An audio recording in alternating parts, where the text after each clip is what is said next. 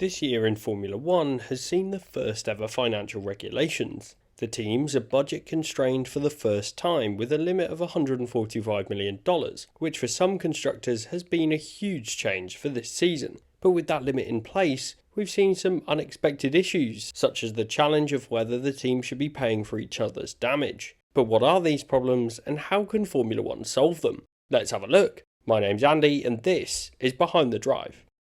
The budget cap has added to what has been a fascinating 2021 season so far, with the development race between the top two teams being a storyline that's been ongoing ever since the pre-season testing in March. But it's also resulted in a spotlight on crash damage and engine failures, which has raised some problems for the sport. In this video, I'll take a look at these problems and decide whether the budget cap has been worth it so far based on what we know. And as always, make sure to hit the like button if you enjoy the video and subscribe if you're new. The importance of the budget cap. The budget cap is a crucial change for Formula One in general. By introducing it, it's levelled the playing field, and some of the teams with smaller budgets have now been brought closer to the leading teams in terms of their annual spend. Meanwhile, the biggest teams have been forced to make significant changes to the way that they operate in order to comply with these changes. In 2021, this has been particularly significant, as the teams have had to manage the aerodynamic regulation change going into 2022. This means that the teams are needing to design and develop their cars for next year, as well as upgrading this year's car alongside it. In normal times, where the regulations would remain relatively stable between seasons, this would be less of a challenge, as development for that year would be beneficial to subsequent seasons. In my view, the budget cap has come at the perfect time. It means that there wasn't an opportunity for a team to overspend and get ahead for these new regs, and has created this fascinating narrative for us all in the battle between Mercedes and Red Bull at the top of the championship. Building on this, given it's a two-horse race this season in terms of the Constructors and Drivers' Championships, this has left us in a situation in which 8 of the 10 teams are definitely 100% focused on 2022 from a development perspective. But it's Mercedes and Red Bull which have been seen to add developments more recently. Mercedes added new parts in Silverstone, and Red Bull said that they'll continue to develop this year's cars in order to win the championship. This means that both of those teams might have spent more on this year's setup, and therefore might have less to spend on developing their 2022 car, which in turn could well mean that there'll be a shake-up of the order. So the budget cap is important for the sharp end of the field, but it's also critical for the survival of the smaller teams on the grid. The likes of Haas and Williams have struggled financially over the last few years, and this has meant that the future of these teams has been in doubt, with both teams relying on pay drivers to ensure their survival in Formula One. These teams are unlikely to reach the budget cap anyway, but there are two key benefits for these teams. Number one, with leading Formula One teams making some personnel redundant, there's an opportunity for these teams to recruit them and benefit from the knowledge and expertise that they've had with their time at those top teams. This is a benefit, but you need to bear in mind that for many of the largest teams, they avoided redundancy and simply moved their employees to other areas of their own business. Number two is the most obvious point, which is the fact that even though their budget might not have been affected, their relative budget to the other teams will have increased. This means that they'll be more competitive going forwards, but again, this won't be an overnight fix. So it's certainly more likely that these teams will survive in the sport and potentially be able to compete with the teams with larger budgets in Formula One. The unexpected problems with the budget cap. There are of course some drawbacks with the budget cap. The first of these is something that I've already touched on, which is the fact that the top teams have been forced to make some team personnel redundant, which is not something that these teams or Formula One would have wanted. Some other drawbacks include the fact that there are many exclusions from the budget cap. These include driver salaries, engine supply and development, as well as anything that's not related to car performance. For those smaller teams, therefore, they'll be a little bit further behind in terms of annual spend, but I can see why it's been done given the complexities, particularly regarding the engine development, with some teams being engine suppliers and others that are just customer teams. This would of course make it very difficult to determine the differences in the spending, and there would need to be some form of different cap for engine developers. This isn't in place today, but according to Christian Horner, there are talks to introduce this in the future. But now we've progressed with the 2021 season, we've seen that there are 2 additional challenges with the budget cap. These were known, but have proven to be especially problematic at the sharp end of the grid. The first of these is relating to the cost damage from crashes or incidents on track. This is something that teams have always had to budget for and will have done so as part of their stricter budgeting in 2021. But there's now a growing debate regarding who should foot the bill when it comes to situations in which the victim is not to blame.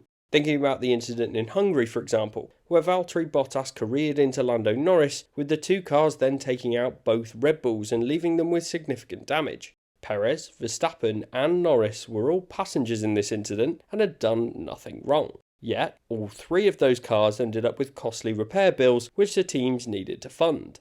As I've said before, this isn't a new issue, but the impact of these additional costs is now greater, particularly on those teams that have seen their budgets be heavily capped through these new regulations. Incurring these costs on the other teams is not really all that feasible for two main reasons. For starters, the cost of damage is never going to be uniform. How the teams determine this cost will undoubtedly be biased. If they believe a competitor will be forced to fork out for the damage, then they'll likely include an element of research and development cost in the quoted bill, thus inflating the cost. But if they were honest about how much it would actually cost them to produce those replacement parts, the fee would probably come out to be lower than this. The second issue is a question of blame. In the Hungary race I mentioned earlier, I'd say it was 100% Bottas's fault, and he did receive a grid drop in Belgium because of it, not that that mattered. But there are so many other crashes which are deemed to be racing incidents or not wholly the fault of a single driver. In these edge cases, there would need to be a wider debate, and the FIA would need to attribute some form of percentage blame on a driver, which would probably end up doing more harm than good. It would also lead to a huge and complicated debate where those teams would complain over every percentage point in order to avoid paying the costs. Fundamentally, the system of requiring a guilty party to pay for another team's damage would probably be a negative step for the sport.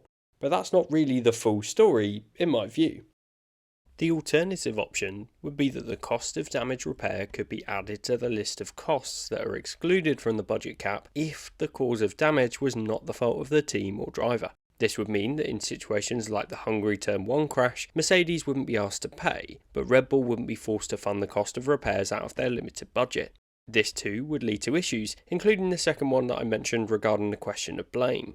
There could also be exploits in terms of the claiming of research and development costs in these parts, especially in situations where they could put that cost outside of the budget cap. This would, in turn, lead to the spend gap between larger and smaller teams widening over time. A solution to this point, though, could be by setting a fee for a given car part, and if that part is damaged, the cost would be incurred outside of the cap. But again, the whole system would add significant complexity, and it would be challenging in the limited time window to identify the damage done and the parts that would be replaced, particularly if a team wants to make repairs at a pit stop, for example. So realistically, the current what goes around comes around solution is probably the best and requires little to no management. This also leads me on to a second point in all this, which is related to the engine penalties for using additional parts. Should a driver lose a power unit to a crash, take the other Turn 1 incident at Hungary which saw Leclerc end up out of the race with a near repairable engine, should this driver then incur a penalty if they have to take additional parts through the rest of the season? It wasn't their fault that they've ended up in that position, so is it right that they suffer twice given they've already more than likely ended up out of the Grand Prix that the damage was done? This again, much like the crash damage situation, has its own problems, including the fact that an engine's expected to last up to 8 races, and by fitting a new one you could argue that there's a sustained benefit for that team over the course of a number of races, hence the penalties incurred. Then you also have the issue of blame again, where in situations where it remains unclear as to who ended up causing the damage. It's another tricky situation where the current rule book offers no sympathy for a team or driver that's lost out through no fault of their own. And if there was to be a fix put in place, it would be a complex issue to solve. Is it worth making changes? So is it realistically worth making amendments to the budget cap or engine penalty rules to offer some sympathy to those drivers that lose out because of others? Well, as I've explained in this video, as soon as you offer anything, the teams will try to take advantage of these rules. And of course, why wouldn't they? These teams can and should always look to stay within the rules, but exploit them enough to ensure they maximise their performance on track at each and every Grand Prix. So if you give them an inch, they'll take a mile. It means that any rule changes need to be restrictive and avoid offering the teams that opportunity to exploit them. But given these complex and difficult situations, particularly when it comes to crash damage, in my view, it simply isn't feasible or realistic to make this happen and make changes to the rulebook. I believe it's worth exploring, but I doubt anything will be done to change the rules long term. The status quo will go on, with teams paying for damage done to their cars as it always has been.